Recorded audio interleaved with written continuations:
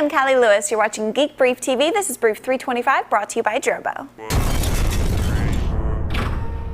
In the world, there are two types of people who get Twitter and people who don't. I guess I could make room in my brain for a third type, people who actually don't know about it yet. So okay, three types of people. The problem with we early adopters is that it's very difficult, if not impossible, to explain Twitter to family and friends in a way that makes the light bulb go off for them. We say what's great about it. They say, why would you want to do that? Well, Lee and Sashi Lefever specialize in explanation problems. We used their video to convert two non-techie family members into Twitter users. So, what are you doing? It's one of the first questions we often ask friends and family. Even if the answer is just mowing the lawn or cooking dinner, it's interesting to us. It makes us feel connected and a part of each other's lives. Unfortunately, most of our day-to-day lives are hidden from people that care. Of course, we have email and blogs and phones to keep us connected, but you wouldn't send an email to a friend to tell them you're having coffee. Your friend doesn't need to know that.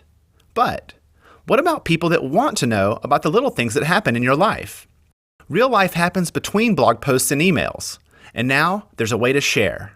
This is Twitter in plain English. Thanks to Twitter, it's possible to share short, bite-sized updates about your life and follow the updates of people that matter to you via the web. Here's how it works. Meet Carla. She's addicted to her mobile phone, reads blogs every day, and has contacts all over the world. She heard about Twitter and was skeptical. After some of her friends couldn't stop talking about it, she gave it a try. She signed up for free and saw that Twitter pages look a little like blogs with very short posts. Each page is personal and has updates from friends. She got started by looking up her friends on Twitter.com. After finding a few, she clicked follow to start seeing their updates on her Twitter page. Within hours, she began to see a different side of people she chose to follow. She didn't know that Steven in Seattle was a baseball fan, or that Julia in London was reading a new investment book. The little messages from Twitter painted a picture of her friends, family, and coworkers that she'd never seen before. It was the real world. Soon, she became a fan of Twitter and posted updates every day. Her friends followed her updates and learned that she recently discovered a passion for Van Halen. They could see Carla's life between blog posts and emails. For Carla, Twitter worked because it was simple. The updates were always short, under 140 characters. Plus, she could post updates and follow her friends using the Twitter website, software on her browser, a mobile phone, or instant messages. By asking members to answer the question, "What are you doing?" Carla found that Twitter brought her closer to people that matter to her, 140 characters at a time.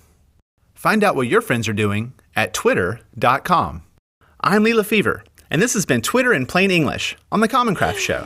This is Lee, one of the two people who made the video, and I'm extremely impressed. Oh, thanks a lot. You've created this video that helped us convert two of our non-techie family members to Twitter, and so I want to know what the origin of it was. I think it has a lot to do with our fans. You know, we receive emails all the time from people that want us to do videos on a number of different subjects, and Twitter was really low-hanging fruit. We're also big Twitter users, so we often want our friends to get on it, and we figured that our videos are often do well in helping people adopt a new technology by explaining it in a more simple to understand way. And how many tries did it take to actually get this explanation down so that it made sense for other people? You know, we iterate all the way through the process. So we start a script, and then we use Google Docs we'll sit at the same table even and go back and forth on Google Docs and go and go and go. Us too. I was talking about that earlier. But it evolves. But we really try to focus on somebody like my mom and trying to think like what's really going to resonate with her. And in the video, there's this idea of the things that happen between blog posts, and we usually zero in on kind of a big idea and then build around that. And this isn't the only video you've done. You have many, many videos at commoncraft.com. Some of the other ones are? We've done blogs in plain English, photo sharing in plain English, RSS in plain English, and wikis in plain English, and there will be a lot more too. And how often do you put them out? We try about monthly. We're not, we say monthly-ish. I like that explanation. I totally understand that explanation. Lee from commoncraft.com, thank you. Thank you, Callie. Common Craft solves explanation problems, Drobo solves storage problems, and my promo code CALI solves money problems by saving you $50 when you buy a Drobo at drobostore.com. I'm Cali Lewis. Follow me on Twitter. Jason Calacanis is turning it into a competition.